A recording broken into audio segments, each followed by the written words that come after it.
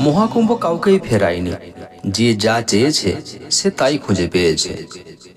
রাজনীতিবিদরা লাশ খুঁজে পেয়েছে, সংবেদনশীল মানুষেরা সম্পর্ক খুঁজে পেয়েছে, ভক্তরা ভগবানকে খুঁজে পেয়েছে, নাস্তিক মানুষেরা কুসংস্কার খুঁজে পেয়েছে, আস্থাশীল মানুষেরা পূর্ণ খুঁজে পেয়েছে, বিরোধী দলেরা রাজনীতি খুঁজে পেয়েছে, সাধু সন্তরা আধ্যাত্মিকতা খুঁজে পেয়েছে, পুণার্থীরা গঙ্গা জলকে শুদ্ধ হিসেবে খুঁজে পেয়েছে, জীবাণু বিশেষজ্ঞরা জলে ব্যাকটেরিয়া খুঁজে পেয়েছে, ধর্মনিরপেক্ষরা সাম্প্রদায়িকতা খুঁজে পেয়েছে, আস্তিক মানুষেরা পরিষ্কার পরিচ্ছন্ন সুব্যবস্থা খুঁজে পেয়েছে, আর পর্যটকরা আবর্জনা আর অব্যবস্থা খুঁজে পেয়েছে।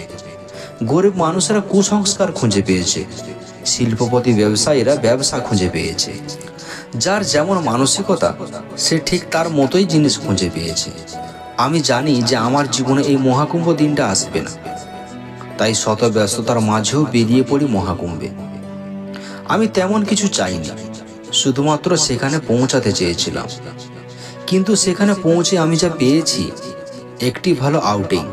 30 সেকেন্ড আগে কোনো পুণার্থীর ভাসানো ফুলকে পয়সা দিয়ে কিনে আবার আমি ভাসানোর পরে সেই ফুলটিকে অন্যজনকে কিনতে দেখে, সঙ্গমে স্নান, কয়েক কোটিখানিক মানুষকে একসাথে দেখা, কিছু সাধুর দারুণভাবে গাঁজার কলকিতে টান, দীর্ঘ পথের নাইট ও মর্নিং ওয়ার্ক, ঈশ্বরে বিশ্বাসী বহু মানুষের পদধূলি গায়ের সাথে মাখা, ঈশ্বরের দেখা না পেলেও তার দূত হিসেবে কিছু মানুষকে দেখা, মানব দরদি পুলিশ, এমনকি ট্রেনে নিজের সিটে বসতে চাওয়াতে উত্তরে পেয়েছি, আপকা ট্রেন হ্যাঁ ক্যা?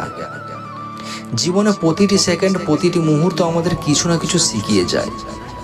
আমার জীবনেও এই দিনগুলি থেকে অনেক কিছু শিখলাম, অনেক কিছু জানলাম। এক কথায় বলতে গেলে আমার দারুণ লেগেছে।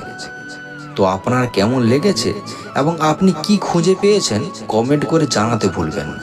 আর সব শেষকালে বলতেই হয়, হর হর মহাদেব, জয় শ্রীকৃষ্ণ, জয় সিয়া রাম, জয় বজরংবলী।